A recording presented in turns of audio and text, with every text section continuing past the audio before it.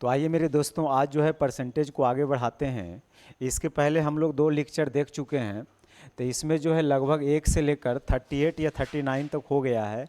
अब आज जो है हमें आगे करना है, जिसमें जो है 38 नंबर क्वेश्चन है, और ये है problem based on Venn diagram. तो मेरे दोस्त, वेन डायग्राम से रिलेटेड हम लोग कुछ कॉन्सेप्ट को समझते हैं, फिर अपनी बात को आगे बढ़ाएंगे।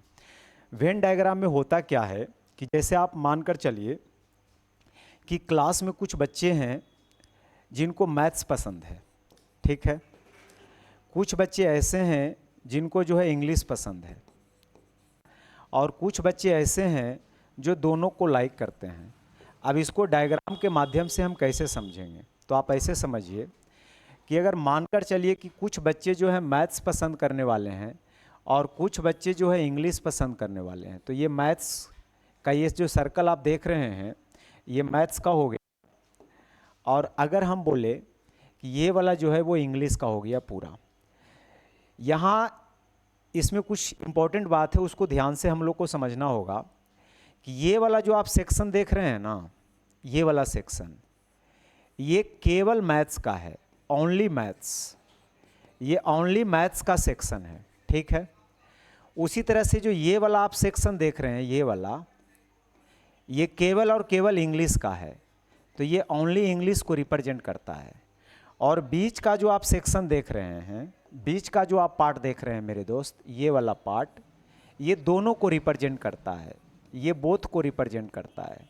यानी ये केवल मैथ्स पढ़ने वाले बच्चे को रिप्रेजेंट कर रहा है, और ये जो देख रहे हैं ये केवल इंग्लिश पढ़ने वाले को रिप्रेजेंट कर रहा है। और बीच वाला जो आप रीजन देख रहे हैं, ये मैथ्स और इंग्लिश दोनों पढ़ने वाले बच्चों को रिप्रेजेंट कर रहा है, ठीक है।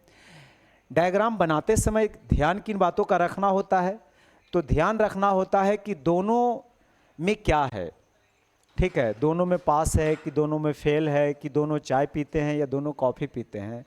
तो जो बात दोनों से किया जाएगा, यानी जो बात बोथ से किया जाएगा, डायग्राम हमें उसी का बनाना है। यानी बोथ में अगर दिया हुआ है फेल का, तो डायग्राम हम पूरा फेल का बना लेंगे, यानी सारे फेल वालों की संख्या हम लिखेंगे। अगर बोथ में दिया हुआ रहेगा पास का, तो मेरे प्यारे दोस्तों डायग्राम बनाते समय ध्यान क्या देना है, पास का डायग्राम बनाना है, ठीक है। तो आइए डायग्राम के माध्यम से हम लोग समझते हैं बहुत ही शानदार तरीके से। चलिए पढ़िए क्या लिखा हुआ है। लिखा हुआ है कि राम ने एक परीक्षा में 40% अंक प्राप्त किया। एक परीक्षा में 40% अंक प्राप्त किया और 20 अंकों से जो है फेल हो गया, अनुत्तीर्ण हो गया। आदित्य ने 45% अंक प्राप्त किया। ये परीक्षा संबंधित प्रश्न है, डायग्राम वाला नहीं है, हमें लगा डायग्राम वाला है, तो थोड़ा सा आगे बढ़ाते हैं। ये हो चुका है पहले, ठीक है। हाँ, यहाँ से देखिए, ये डायग्राम से रिलेटेड है मेरे दोस्त। यहाँ से जो है हम लोग अपनी बात को आगे बढ़ाएंगे। इसके पहले वाले जो क्वेश्चन था वो हो गया था, देखिए ध्यान से। कहता क्या है कि एक परीक्षा में 35% विद्यार्थी अंग्रेजी में जो है असफल होते हैं, यानी इंग्लिश में 35% विद्यार्थी फेल होते हैं, और 25% गणित में फेल होते हैं, यानी मैथ्स में फेल होने वालों की संख्या 25 है। और दोनों विषय में 15% विद्यार्थी जो है फेल हो जाते हैं, तो कितने परसेंट विद्यार्थी दोनों में पास होते हैं। आपको करना क्या है, ये दोनों को देखना है कि दोनों विषय में 15% विद्यार्थी क्या हुआ है, असफल हुआ है। तो हमें डायग्राम क्या चीज़ का बनाना है, तो केवल और केवल असफल का बनाना है, ठीक है। तो आइए, यहाँ पे 2 सब्जेक्ट दिख रहा है, इंग्लिश से और मैथ्स से है। तो इंग्लिश से और मैथ्स से मेरे दोस्त, तो ये अगर इंग्लिश है और ये अगर मैथ्स है, तो सीखिएगा 15% विद्यार्थी दोनों में क्या हुए हैं, फेल हुए हैं। तो हमें डायग्राम जो बनाना है, और टोटल हमेशा 100% होता है। टोटल हमेशा कितना होता है, 100% होता है। तो दोनों में अगर देखा जाए, तो दोनों में बोला जा रहा है कि 15% विद्यार्थी दोनों में फेल हुए हैं, ठीक है। और यहाँ 35% विद्यार्थी अंग्रेजी में फेल हुए हैं। तो 35% विद्यार्थी अगर इंग्लिश में फेल हुए हैं मेरे दोस्त, जिसमें 15 तो ऑलरेडी इंग्लिश में हो चुका है, तो 35 में अगर 15 घटा दीजिएगा तो इंग्लिश में बच जाएगा 20। ठीक उसी तरह से अगर इंग्लिश में आप देखिएगा, इंग्लिश में अगर देखिएगा मेरे दोस्त, मैथ्स में अगर देखिएगा तो यहाँ पे कह रहा है कि 25% जो है मैथ्स में फेल हुआ है। तो 25 मैथ्स में फेल हुआ है, जिसमें 15 ऑलरेडी फेल हो चुका है, तो और बचा है 10। यानी टोटल जो फेल वालों की संख्या आ गया 15, 10, 25 और 20 कितना, तो आप बोलेंगे 15, 20, 10, 30 और 15, 45। यानी फेल होने वालों की संख्या 45% है। तो बता सकते हैं पास होने वालों की संख्या कितना होगा। टोटल अपने आप में 100% होता है, जिसमें 45% फेल है, तो पास होने वालों की संख्या 55% होगा। और आपसे पूछा भी यही जा रहा है कि कितने परसेंट विद्यार्थी जो है पास हुए हैं। ठीक है, तो चलिए मेरे दोस्त आगे बढ़ते हैं। नेक्स्ट,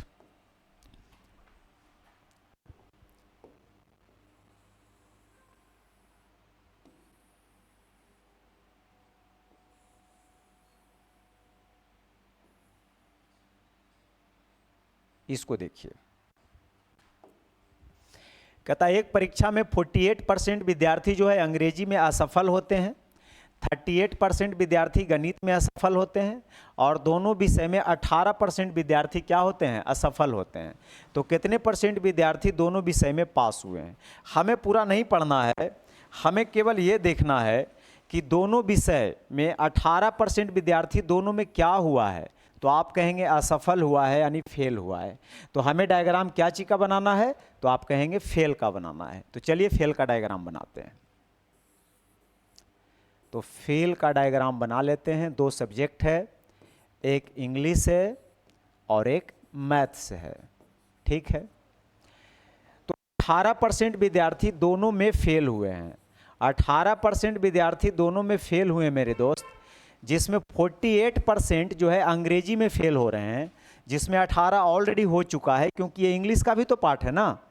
तो 48 में अगर 18 को आप माइनस कर दीजिएगा तो बच जाएगा 30, यानी 30% इंग्लिश में, केवल इंग्लिश में।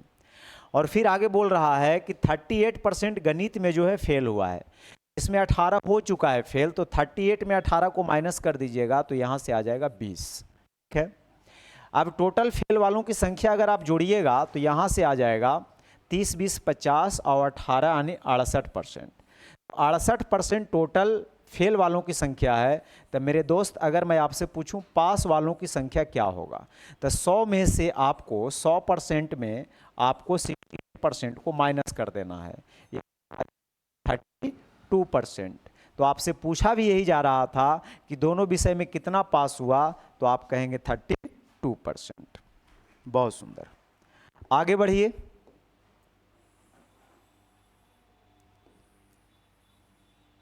इसको देखिए,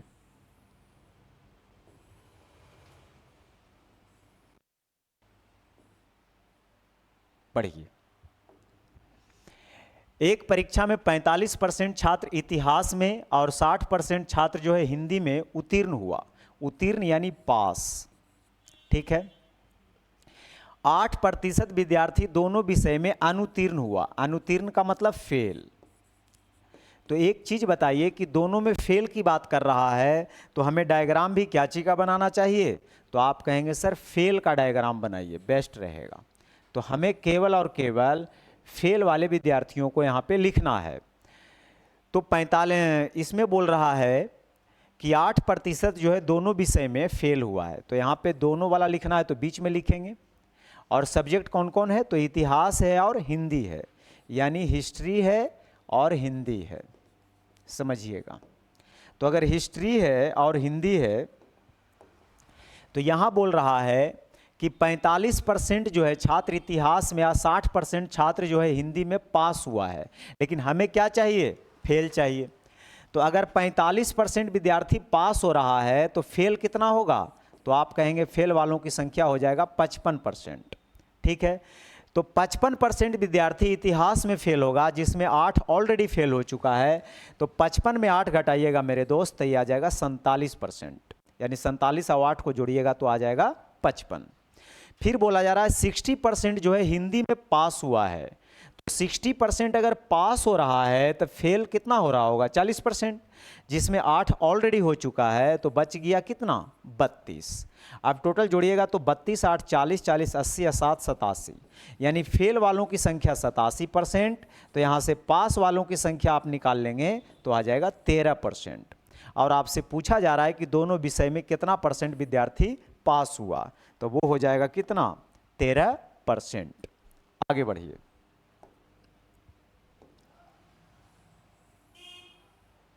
इसको करिए।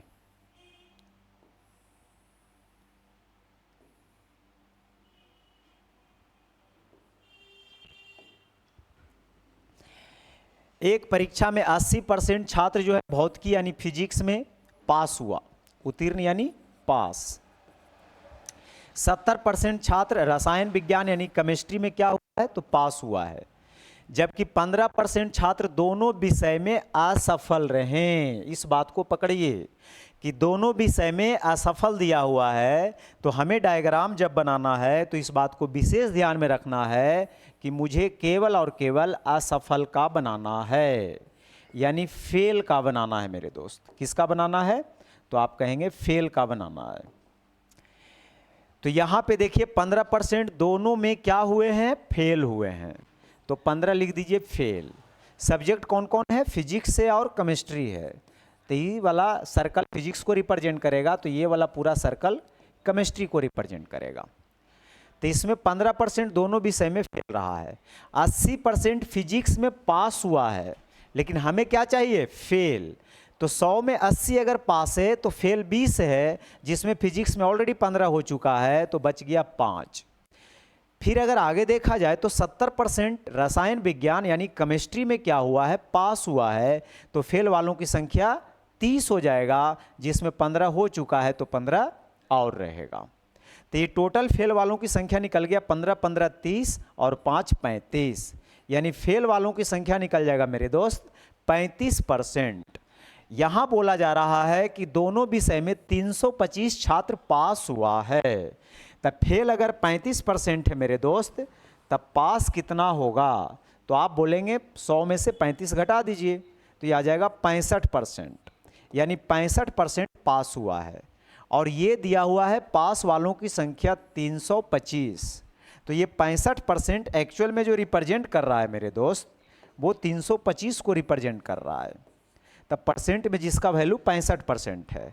आपसे पूछा जा रहा है कि कुल संख्या बताइए, तो कुल संख्या अपने आप में 100% होता है। तो 65% की वैल्यू अगर 325 है, तो इसे 1% का वैल्यू निकालने के लिए 65 से डिवाइड करेंगे, और 100% का वैल्यू निकालने के लिए 100 से क्या कर देंगे, तो आप कहेंगे मल्टीप्लाई कर देंगे, और इसको आप 5 बार में काट देंगे, आसानी से कट जाएगा। यानी कुल संख्या जो आ जाएगा वो 500 आ जाएगा, यानी डी ऑप्शन इज करेक्ट। चलिए आगे बढ़ते हैं। 43 नंबर सवाल, इसको देखिए।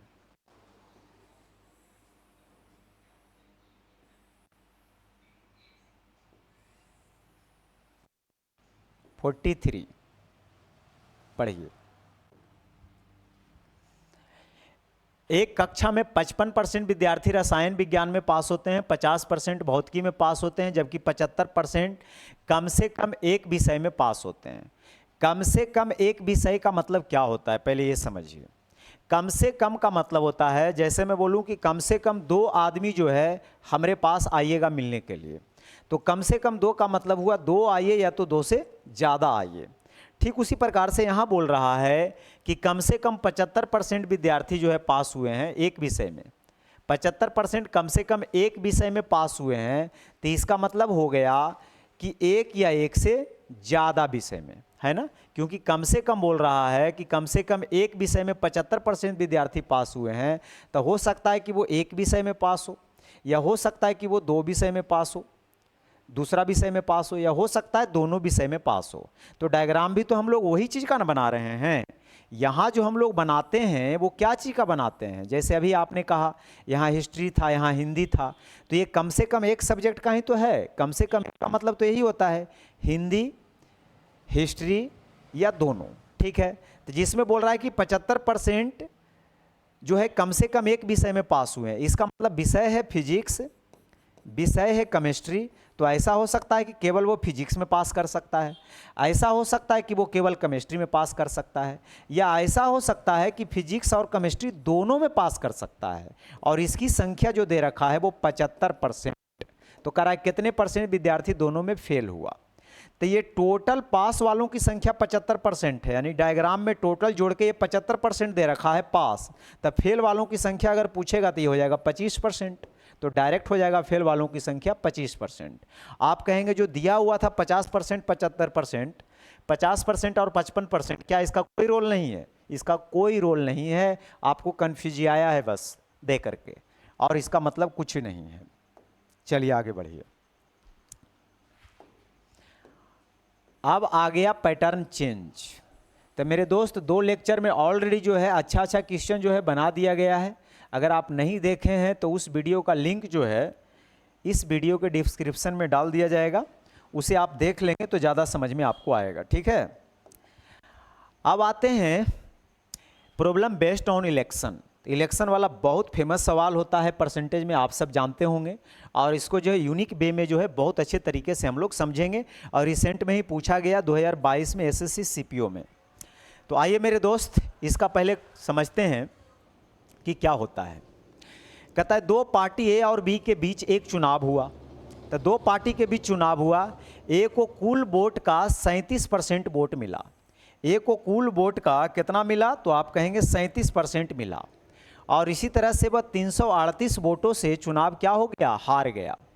तो डाले गए वोटों की कुल संख्या बताइए। मान ले कि कोई भी वोट जो है अवैध यानी इनवैलिड घोषित नहीं किया गया है, तो मान लेते हैं मेरे दोस्त कि जो टोटल वोट रहा होगा, टोटल जो वोट रहा होगा वो मान लेते हैं 100। टोटल वोट्स को हम मान लेते हैं मेरे दोस्त वो 100 रहा होगा, ठीक है। उसके बाद क्या हुआ? टोटल 100 है, जिसमें से ए को कुल वोट का 37% प्राप्त हुआ है।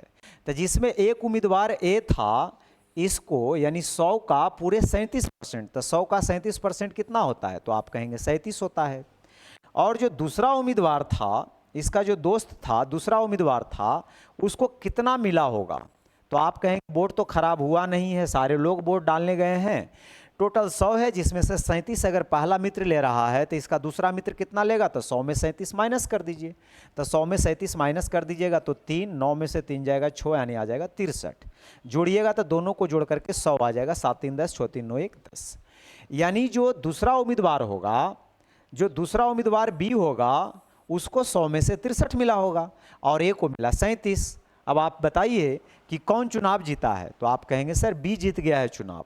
बहुत अच्छा जी। अगर बी इलेक्शन जीत चुका है तो ये कहता है 338 वोटों से चुनाव हार गया।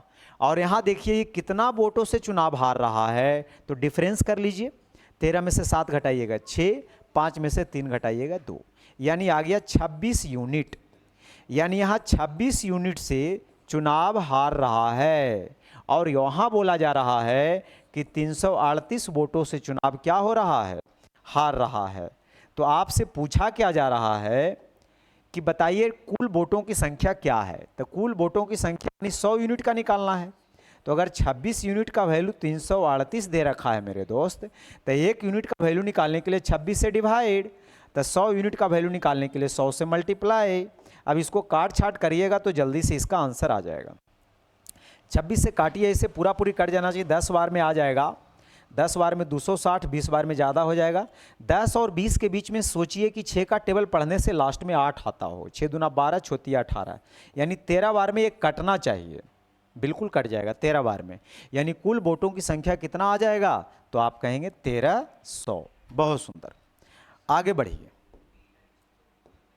इसको देखिए।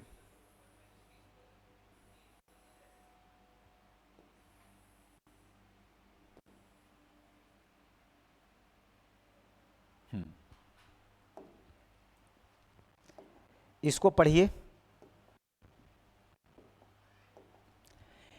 चुनाव में 8% मतदाताओं ने वोट नहीं डाला। अच्छा, यानी जो वोटर लिस्ट में नाम आया था जिसमें 8% लोग जो है अपना घर बैठे रह गए, वो वोट देने ही नहीं गए।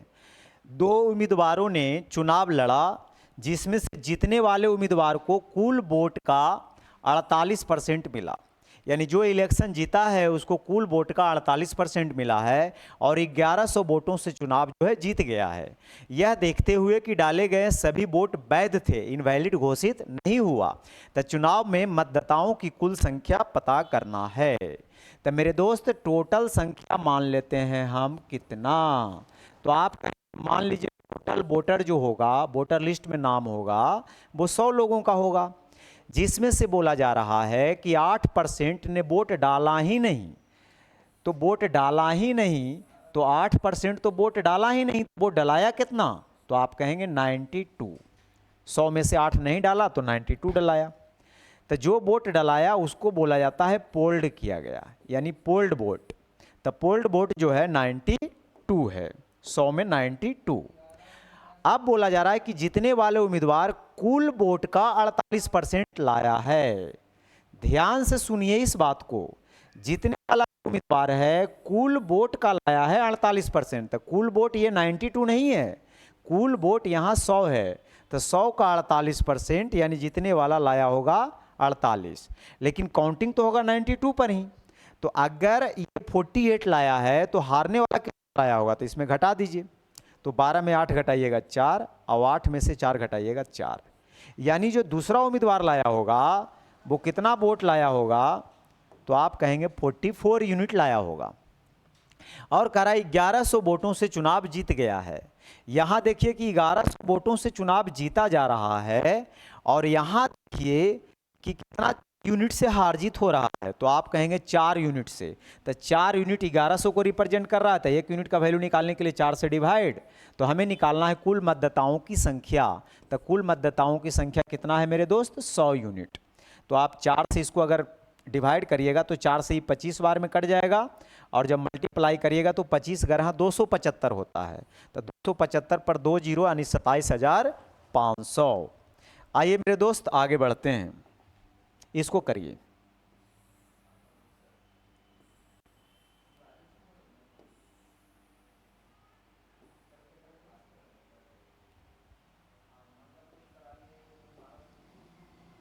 बहुत अच्छा। एक चुनाव में दो उम्मीदवारों के बीच 5% मतदाताओं ने मत नहीं दिया, 5% लोगों ने मत नहीं दिया, और पराजित उम्मीदवार को डाले गए मतों का 40% मत प्राप्त हुआ, और विजेता जो है 7980 मतों से बहुमत से जीत जाता है। तो कुल कितने मतदाता हैं, तो हम टोटल मतदाता मान लेंगे मेरे दोस्त कि टोटल जो रहा होगा वो 100 रहा होगा। अगर टोटल 100 रहा होगा, अगर टोटल 100 रहा होगा, तो समझिएगा कि हुआ क्या, टोटल 100 में बोला जा रहा है कि 5% मतदाता मत नहीं देते हैं। तो 100 में 5 नहीं देते हैं तो मत देते हैं कितना, 95। इसको कहते हैं पोल्ड वोट। अब आगे पढ़िए। पराजित उम्मीदवार डाले गए मतों का 40% प्राप्त करता है। डाले गए मतों, तो डाला गया तो 92 ना, तो 92 का कितना परसेंट, तो आप कहेंगे 92 का जो है 40%। तो 40% का फ्रैक्शन ले लीजिए मेरे दोस्त, 40% का मतलब 2/5, 40/100 यानी 2/5। तो 95 का जब 2/5 करिएगा, 95 का जब 2/5 करिएगा तो 19 बार में कट जाएगा, यानी 38 आ जाएगा। तो 38 जो है हारने वाले को मिला है। तो 95 में 38 तो बच गया कितना, तो 15 में 8 7, और 8 में से 3 गया 5, यानी 57। तो 57 यूनिट जो है जीतने वाला लिया होगा। और यहाँ बोला जा रहा है कि 7980 मतों से चुनाव जीतता है। अगर यहाँ 7980 मतों से चुनाव जीतता है, और यहाँ देखिए कितना से हार जीत हो रहा है, तो आप कहेंगे 19 यूनिट से। तो 1 यूनिट का वैल्यू निकालने के लिए 19 से डिवाइड, और बोला जा रहा है कि कुल मतों की संख्या बताइए। तो कुल मत तो हम माने थे 100, 19 से ही पूरा कटना चाहिए क्योंकि ये प्राइम नंबर है, नहीं कटेगा तो फिर बनेगा ही नहीं। 19 चौ 76, 19 दूना 38, 42 पे 3 जीरो यानी 42,000। A option is correct. आइए मेरे दोस्त 47 नंबर समझते हैं। 47 देखिए क्या कह रहा है,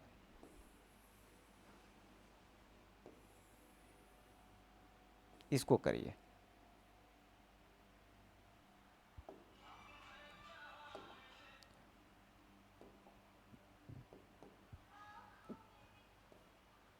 देखिएगा,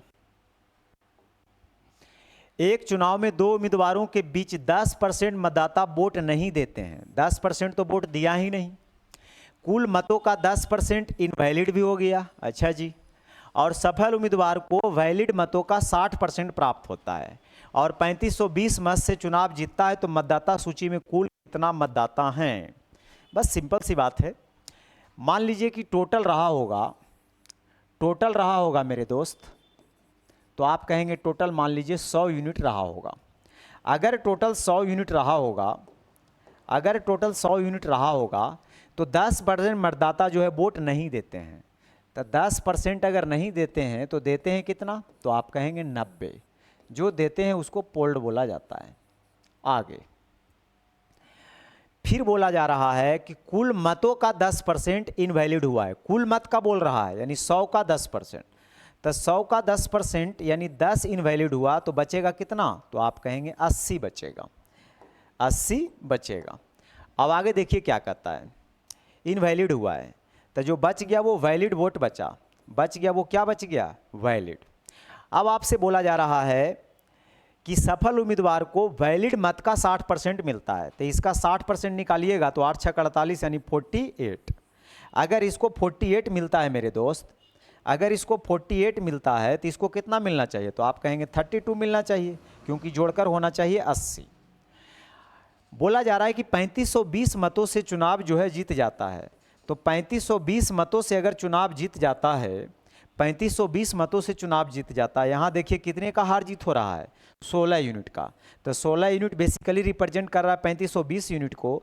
तो 1 यूनिट निकालने के लिए 16 से डिवाइड। मतदाता सूची में कुल कितना मतदाता है? तो 100 से गुना। तो मतदाता सूची में निकालना है तो 100 से गुना। 16 काट के 16 दूना 32, 3 बच गया, 16 दूना 32 यानी 22,000। तो मतदाता सूची में कितने मतदाता हैं मेरे दोस्त? तो आप कहेंगे 22,000। 48। अब थोड़ा सा चेंज है, लेकिन बहुत ही प्यारा क्वेश्चन है, बहुत छोटा है लेकिन पूछ दिया जाता है एग्जाम में। तो आइए इसको समझते हैं। देखिए,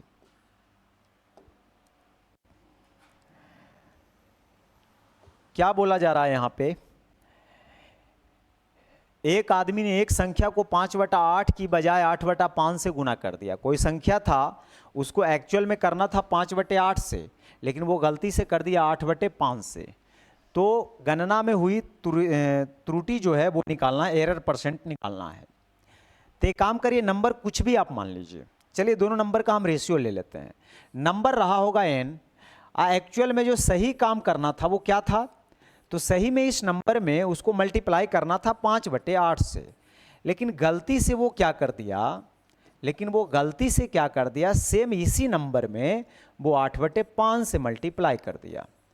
ठीक है, तो आप जब रेशियो लीजिएगा तो एक चीज़ केयर कर रहे होंगे कि रेशियो लेते समय n से तो n वैसे भी कट जाना है, तो हमें नंबर कुछ और भी मान लेते तब भी काम हो जाता। तो जब नंबर कुछ और मानना ही है तो नेक्स्ट टाइम से ऐसा क्यों ना करें कि नीचे का जो एलसीएम है वही नंबर मान लें, ताकि वो आसानी से कट जाए, है ना। तो यहाँ से अगर आप करिएगा क्रॉस मल्टीप्लाई तो इधर आ जाएगा 25 और उधर हो जाएगा 64, या एलसीएम से गुना करिएगा तो रेशियो ये आ जाएगा। ठीक है, बहुत अच्छा। तो करा त्रुटि कितना % हुआ? तो जब भी एरर % की बात करेगा मेरे दोस्त, तो जो सही है उसको नीचे लिखना है। तो सही 25 यूनिट है, उसको आप नीचे लिख लीजिए।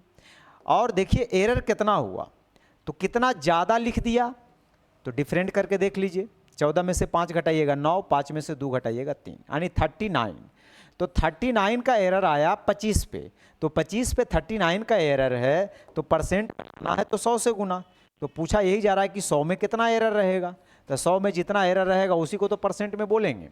तो 25 से आप काट दीजिएगा 4 बार में, और आ जाएगा 4 से जब गुना करिएगा तो 9 × 36 और 4 × 12 और 1 12 और 3 15, यानी 156%। यानी कितने % का एरर होगा? तो आप कहेंगे 156% का क्या होगा? एरर होगा। इसी में एक और क्वेश्चन है, उसको करिए। तो नेक्स्ट टाइम से आपको n मानने की ज़रूरत बिल्कुल नहीं है। बिना n माने हुए आप करिए, नंबर अपना अनुसार से मानिए। तो देखिए क्या बोला जा रहा है बोला जा रहा है कि एक छात्र को एक संख्या में 4/3 से गुना करना था, लेकिन वो गलती से कर दिया 3/4 से। तो त्रुटि बताइए, एरर परसेंट बताइए। तो नंबर कुछ ऐसा माने जो 3 और 4 दोनों के टेबल में आ जाए। तो आप कहेंगे 12 मान लीजिए सबसे अच्छा रहेगा, तब वो नंबर 12 होगा। तो 12 में एक्चुअल में उसको गुना करना था 4/3 से, लेकिन वो गलती से इस 12 में गुना कर दिया 3/4 से। ये सही काम करना था और ये गलत काम हुआ। ठीक है, बहुत अच्छा। तो आप देखिए 3 से कट जाएगा 4 बार में और 4 से कट जाएगा 3 बार में। कटता है तो और काट लीजिए, अब तो कटने वाला है नहीं। तो यहाँ से आ जाएगा 16 और यहाँ से आ जाएगा 9। एरर परसेंट निकालना है तो सही चीज़ को नीचे, जो एरर हुआ है उसको ऊपर। तो 7 का एरर हुआ है तो 16 पे 7 का एरर, तो 100 पे कितना का एरर होगा, वही तो आंसर मेरा हो जाएगा।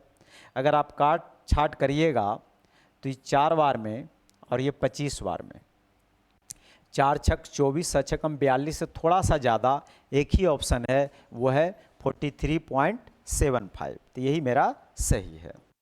आगे बढ़ते हैं दोस्त। एक टाइप का और है जिसे हम लोग कर लेते हैं, बहुत ही शानदार खूबसूरत टाइप होता है ये। इसको थोड़ा सा समझिएगा, बहुत मज़ेदार टॉपिक है ये क्वेश्चन।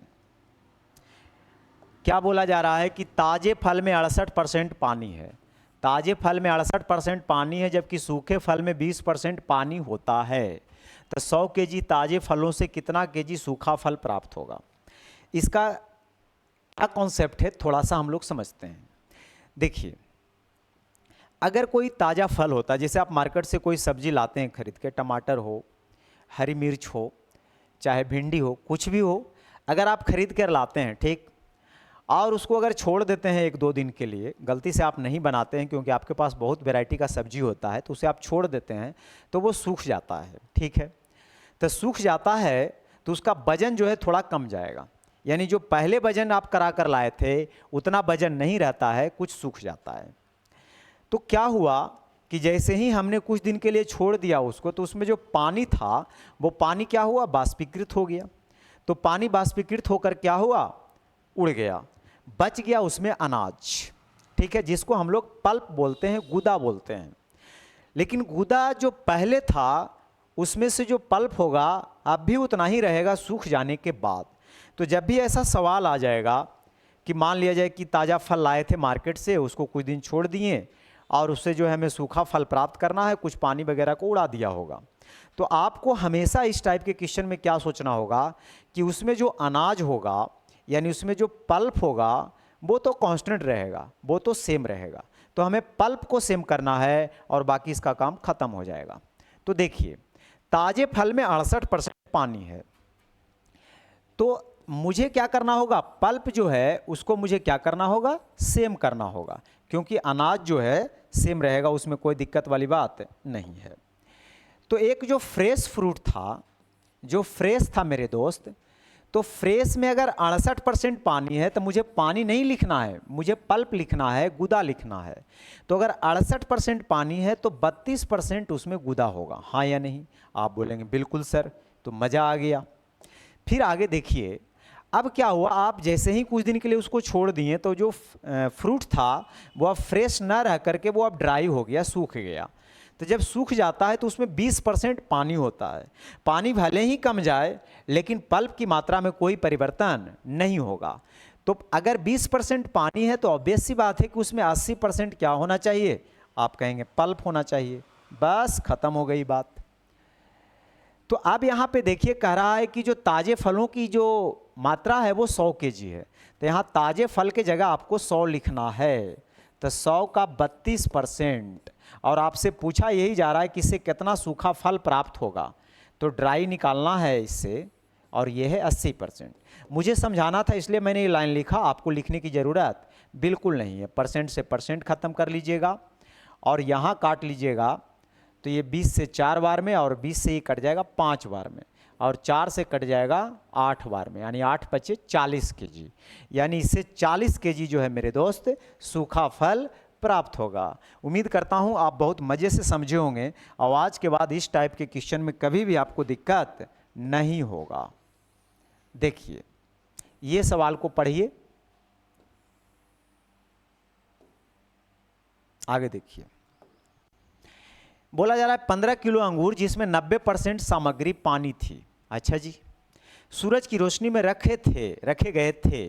सूरज के प्रकाश की उपस्थिति में पानी की मात्रा इतनी कम हो गई कि अब अंगूर में कुल वजन का केवल 85% पानी ही था। तो अंगूर का कुल घटा हुआ वजन ज्ञात कीजिए। बहुत सुंदर। देखो, जब स्टार्टिंग में आप अंगूर लाए थे तो वो फ्रेश होगा, आप कहेंगे बिल्कुल, लेकिन अब वो ड्राई हो गया। लेकिन उसमें जो पल्प है मेरे दोस्त, यानी उसमें जो गुदा है, उसकी मात्रा में कोई परिवर्तन नहीं होना चाहिए, जैसा कि आपको अभी बताया गया है। तो कह रहा है 15 किलो अंगूर था, ठीक है, तो फ्रेश जो था 15 किलो था, आप कहेंगे बिल्कुल। उसमें 90% पानी था, तो हमें तो चाहिए गुदा यानी पल्प, तो 90% पानी तो 10% गुदा होगा। अच्छा जी, बाद में क्या हुआ? बाद में क्या हुआ कि जैसे ही सूरज की रोशनी में आपने रख दिया तो सूरज के प्रकाश की उपस्थिति में पानी की मात्रा इतनी कम हो गई कि अब अंगूर के कुल वजन का केवल 85% पानी है। तो कुल वजन का अगर 85% पानी है, यानी जो ड्राई हुआ उसका 85% पानी है, तो उसमें पल्प कितना होगा? तो आप कहेंगे 15% होगा। तो वही पूछ रहा है, अंगूर का कुल घटा हुआ वजन क्या है, यानी ड्राई वाला पूछ रहा है। बस खत्म, परसेंट से परसेंट खत्म और 15 से 15 खत्म, यानी ड्राई जो बच गया अंगूर, उसका जो वजन होगा मेरे दोस्त वो होगा 10 kg। बस खत्म। आगे बढ़िए। 51, बहुत सुंदर। 51 एक और टाइप का क्वेश्चन आ गया, इसको देखिए। आय संबंधित प्रश्न। आय संबंधित प्रश्न है, बोल रहा है कि एक आदमी अपनी आय का 70% खर्च करता है। यदि उसकी आय 24% बढ़ जाती है और खर्च भी 15% बढ़ जाता है तो उसकी बचत में एक शुद्ध प्रतिशत वृद्धि का पता लगाइए। देखिए मेरे दोस्त, जब मैं एलिगेशन का टॉपिक जब कराऊंगा तो एलिगेशन से इसको बहुत जल्दी मैं आपको बता दूंगा। अभी परसेंटेज करा रहा हूं तो परसेंटेज से इसको मैं कर रहा हूं। ऐसे एलिगेशन आप लोग पढ़े होंगे तो ख्याल होगा कि एलिगेशन में क्या होता है, दो चीज़ को मिक्स करके एक नया चीज़ बनाया जाता है। और इसमें क्या होगा कि एक्सपेंडिचर यानी खर्च और बचत यानी सेविंग, दोनों को मिक्स करेंगे तो इससे इनकम तैयार हो जाएगा। ठीक, तो अगर आप थोड़ा बहुत पढ़े होंगे तो ख्याल में होगा, तो आप समझ जाएंगे। तो इसमें बोल रहा है कि आय 70%, आय का 70% खर्च करता है। तो एक्सपेंडिचर यानी खर्च, तो 70 अगर खर्च करता है तो 30 उसका सेविंग होगा, यानी रेशियो आ जाएगा 7 और 3 का। बहुत अच्छा। उसकी आय 24% बढ़ जाती है। आय कितना बढ़ जाती है? तो आप कहेंगे 24% बढ़ गया आय। अच्छा जी, उसके बाद बोला जा रहा है कि खर्च 15% बढ़ जाता है, यानी खर्च अगर 15% बढ़ जाता है और सेविंग को, तो उसका बोझ पूछ रहा है कि बचत में शुद्ध परिवर्तन बताइए कितना बढ़ जाएगा। तो मैं थोड़ा सा और अच्छा से लिख देता हूँ। तो यहाँ देखिए, यहाँ लिखते हैं एक्सपेंडिचर यानी खर्च, और ये होता है बचत, हिंदी में लिख देता हूँ समझिए, और ये होता है इनकम। तो इसका रेशियो अभी हमने आपको बताया 7 और 3 का आया। खर्च में कितना वृद्धि हुआ है? तो आप कहेंगे 15% बढ़ गया है। तो खर्च 15% बढ़ गया, बहुत सुंदर। फिर देखिए इनकम कितना बढ़ गया है? तो आप कहेंगे 24% इनकम बढ़ गया। तो इसको यहाँ लिखेंगे, और ये बचत में आपसे पूछा जा रहा है कि क्या होगा। देखिए रेशियो तो मात्रा का ही आएगा ना, खर्च और बचत का ही रेशियो आएगा। तो यहाँ से रेशियो आ जाएगा 7 और 3 का। अगर ये 7 और 3 का रेशियो आ जाएगा मेरे दोस्त, तो यहाँ से अगर डिफरेंस करिएगा तो देखिए इससे अगर ये छोटा है तो ऑब्वियस सी बात है कि इससे कुछ बड़ा होना चाहिए। इससे अगर छोटा है ये वाला तो इससे बड़ा होना चाहिए। यहाँ अगर डिफरेंस कर रहे हैं तो 24 और 15 में कितने का डिफरेंस आ रहा है? 9 का। तो एक्चुअल में 9%। तो 3 को 9 बनाने के लिए आप 3 से गुना करेंगे, यानी यहाँ 9% आना चाहिए ना, और यहाँ 3 दिया हुआ है तो 3 से गुना कर देंगे तो 9%। तो यहाँ भी 3 से गुना कर देंगे तो ये 21 आ जाएगा। तो यहाँ पर अगर देखिए कि यहाँ क्या रहेगा, यहाँ तो इससे बड़ा रहेगा, तो उसमें से ये घटाएंगे तो ये आएगा। ठीक है, तो यहाँ आ जाएगा 21 और 24 अगर जोड़ दीजिएगा तो आ जाएगा 21 और 24 कितना? 45 आ जाएगा। ठीक, बहुत अच्छा। यानी बचत में 45% की वृद्धि हो जाएगा। तो एलिगेशन से आप कर सकते हैं, लेकिन मैं अभी क्या करता हूँ, अभी मैं आप लोग को परसेंटेज से कराता हूँ। जब एलिगेशन का टॉपिक चलेगा तो वहाँ पे समझेंगे तो ज़्यादा समझ में आएगा। ठीक है, तो इसको मैं अभी क्या करता हूँ, परसेंटेज से करा देता हूँ। ठीक है, समझिए।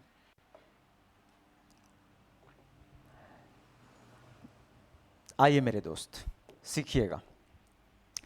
कहता है आय उसका 70% खर्च करता है आय का। देखिए क्या क्या चीज़ होता है, आप भी जानते हैं कि आय में से अगर हम खर्च को माइनस कर देंगे तो हमारा बचत निकल जाएगा। आप कहेंगे बिल्कुल सर, इतना बात तो हमको पहले से पता है। अगर इतना बात पहले से पता है तो मान लीजिए कि उसका स्टार्टिंग में आय रहा होगा 100, अगर 100 रुपया कमाता होगा, आज 70% अगर खर्च करता है तो 100 में 70 अगर खर्च कर दिया होगा तो वो आदमी बचा कितना रहा होगा, तो आप कहेंगे 30 बचा रहा होगा। बहुत सुंदर, यहाँ तक आप समझ गए हैं। अब कहता है कि उसकी आय जो है 24% बढ़ गया, यानी नया आय जो बन गया वो 124 बन गया। तो अगर आय 24% बढ़ जाता है, आय उसका अगर 24% बढ़ जाता है मेरे दोस्त, और कहता है खर्च 15% बढ़ गया, तो इसका जब आप 15% निकालिएगा तो इसका 15% हो जाता है 105, 15 से 75 से, यानी 105, यानी 10.5 बढ़ जाएगा, यानी आप कहेंगे 80.5। तो इतना में अगर घटा दीजिएगा तो आय में से अगर खर्च घटा दीजिएगा तो बचत निकल जाएगा। तो 124 में अगर 80.5 घटाइएगा तो कितना आ जाएगा, यानी 20 और 24 44, यानी 43.5। मेरे ख्याल से अगर आप इसको घटा ही ले तो ज़्यादा अच्छा रहेगा, गलती उलती नहीं होगा।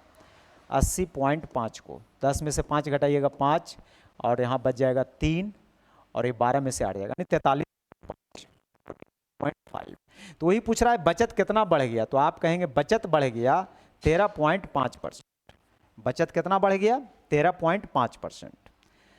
तो बचत में वृद्धि बताइए, तो 30 नीचे बढ़ गया, 13.5 ऊपर, और परसेंट में लाना है तो 100 से गुना कर लीजिए। तो परसेंट हटाइएगा, नीचे 0 आ जाएगा, ये दूसरे से खत्म हो जाएगा। 3 से 45 दिया 135, यानी 45%। बस खत्म हो गया। बस ज़्यादा नहीं है, एक क्वेश्चन और है, इसके बाद एक क्वेश्चन और है। तो मैंने अभी आपको बताया क्या कि अगर एलिगेशन से आप करते हैं तो बहुत जल्दी हो जाता है, लेकिन आपको कॉन्सेप्ट भी समझना है, और परसेंटेज का जब टॉपिक चल रहा है तो बेहतर होगा कि उसको परसेंटेज से ही समझा जाए। ठीक है, बहुत अच्छा। कहता है एक कर्मचारी की आय उसके व्यय से 30% अधिक है। आय जो है व्यय से 30% अधिक है, व्यय यानी खर्च। तो आपको भी पता है कि अभी मैंने बताया कि आय में से अगर खर्च को माइनस कर दीजिएगा तो यहाँ से बचत निकल जाएगा। ठीक है जी। अब बोला क्या जा रहा है कि आय जो है व्यय से यानी खर्च से 30% अधिक है। तो मान लीजिए खर्च को 100, तो अगर खर्च 100 रहा होगा तो इससे 30% अधिक यानी 130 रहा होगा। तो 130 में से 100 घटाइएगा तो ये आ गया होगा 30। बहुत अच्छा। आय 10% घट गया तो इसका 10% 13 होता है, तो 13 अगर आप घटा दीजिएगा तो ये आ जाएगा 117। तो आय यहाँ कितना हो गया मेरे दोस्त, 117। ठीक है। और व्यय 3% बढ़ जाता है, तो 3%, 100 का 3% 3 ही होगा, तो बढ़ करके 103 हो जाएगा। अगर इसे इसको माइनस करिएगा तो 7 में से 3 जाएगा, यानी 14। तो कहता है बचत क्या होगा, तो बचत तो घट जाएगा। कितना घट गया, तो आप कहेंगे 16 घट गया।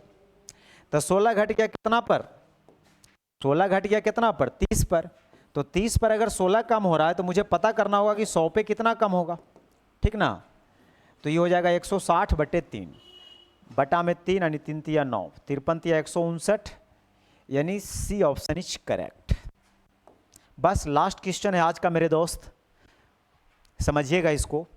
और ये बहुत ही शानदार खूबसूरत है सवाल है, और ये पता नहीं लास्ट में हम इसको लिख लिए कि चलिए आप लोग से थोड़ा सा हम चर्चा कर लेंगे इस टाइप के क्वेश्चन में।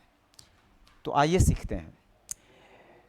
इसके पहले वाले वीडियो में जो है परीक्षा से संबंधित प्रश्न हो चुका है, अगर आप नहीं देखें तो प्लीज़ उसको देख लेंगे तो ज़्यादा अच्छा रहेगा। तो उसी में थोड़ा सा स्टैंडर्ड लेवल का है। कैट 2018 में एक क्वेश्चन पूछा गया है, करा एक परीक्षा में अधिकतम संभव अंक n है, और मैंने आपको उस दिन बताया था कि जो अधिकतम अंक हम हमेशा मानते हैं मेरे दोस्त, वो मानते हैं 100%। तो मेरा 100% अपने आप में अधिकतम अंक होता है, यानी n की वैल्यू जो एक्चुअल में दे रखा है वो कितना दे रखा है, तो आप कहेंगे 100% दे रखा है। ठीक है। अगर वो 100% दे रखा है तो कहता ये है कि जबकि उत्तीर्ण अंक n है, n का 45% है। अच्छा, यानी पास अगर आपको चाहिए तो आपको n का 45% लाना होगा, यानी 100 का 45% करिए, यानी आपको 45% आपको मार्क्स लाना होगा। यानी जो भी आप नंबर हैं, जो भी आपके पास नंबर है उसका 45% अगर आप लाइएगा तो आप परीक्षा में पास हो जाइएगा। ठीक है। एक उम्मीदवार ने 36 अंक प्राप्त करता है लेकिन 68% अंक से लेकिन पास अंक से 68% हो जाता है। तो मैंने उस दिन क्या बताया था कि आपको केवल और केवल क्या करना है, पास करना है। अगर आपको केवल और केवल पास करना है मेरे दोस्त, तो ये पास करने के लिए करिए क्या, ये जब 36 लाया है और ये बोल रहा है कि पास अंक से 68% कम जाता है, तो पास अंक हमने क्या माना है, 45%। तो 45% अगर पास माना है तो पास अंक से 68% कम जाता है। तो 68% कम जाता है यानी पास अंक का केवल और केवल कितना लाता है, 32%। पास अंक का वो 32% ही लाता होगा ना।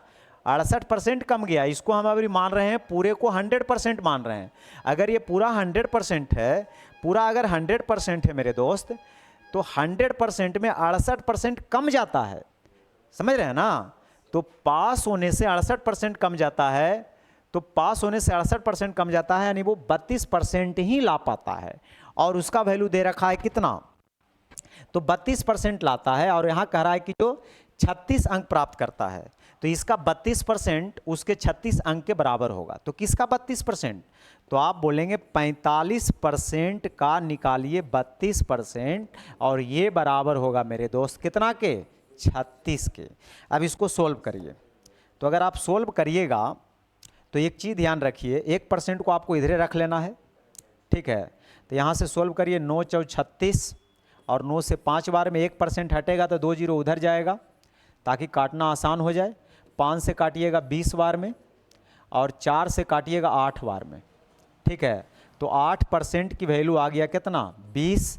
अगर 8% की वैल्यू अगर 20 आ गया है तो हमसे पूरा पूछ रहा है, यानी 100% की वैल्यू पूछ रहा है।